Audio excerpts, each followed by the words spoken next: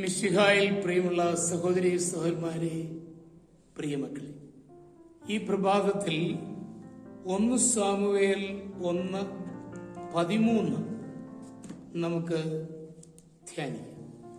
1 Samuel chapter 1:13.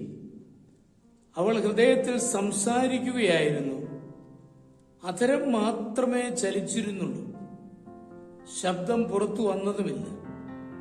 അതിനാൽ അവൾ മദ്യപിച്ചിട്ടുണ്ടെന്ന് ഏലിക്ക് തോന്നി.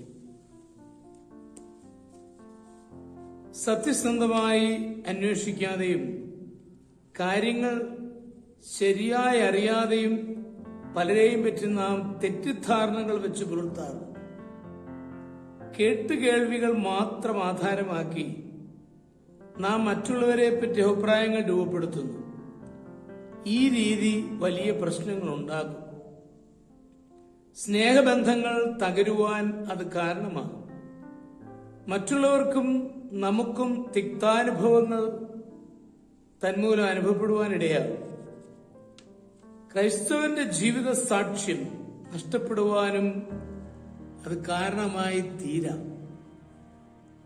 മക്കളില്ലാ ദുഃഖിതയായ ഹന്ന വ്രതത്തോടെ ദേവാലയത്തിലെത്തി ഒരു കുഞ്ഞിനു വേണ്ടി പ്രാർത്ഥിക്കുകയായിരുന്നു. രഹസ്യമായി പ്രാർത്ഥിച്ചപ്പോൾ അവളുടെ ചുണ്ടുകൾ ചലിച്ചതല്ലാതെ ശബ്ദം കേൾക്കുവാനിടയായില്ല.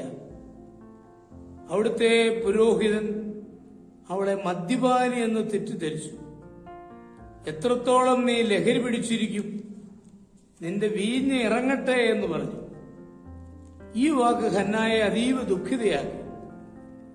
ശരിയായി കാര്യങ്ങൾ മനസ്സിലാക്കാതെ തെറ്റിദ്ധാരണകൾ അടിസ്ഥാനമാക്കി സംസാരിച്ചാൽ അബദ്ധങ്ങൾ പറയുവാനും പ്രവർത്തിക്കുവാനും ഇടയാകും. മാത്രമല്ല, നിരപരാധികളെ വേദനിപ്പിക്കുവാനും അത് ഇടയാക്കുന്നതാണ്. മറ്റാരെയെങ്കിലും പറ്റി ദൂഷ്യങ്ങൾ പറഞ്ഞാൽ നാം അതിൽ പങ്കുചേരരുത്.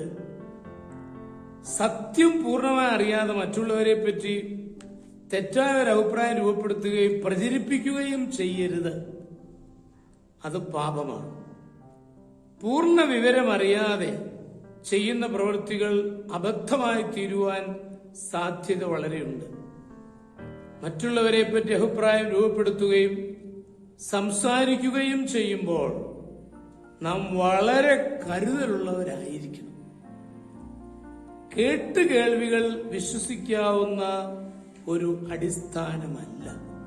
അപ്പൊ അതിന്റെ പുറകിൽ നാം പ്രവർത്തിക്കരുത്.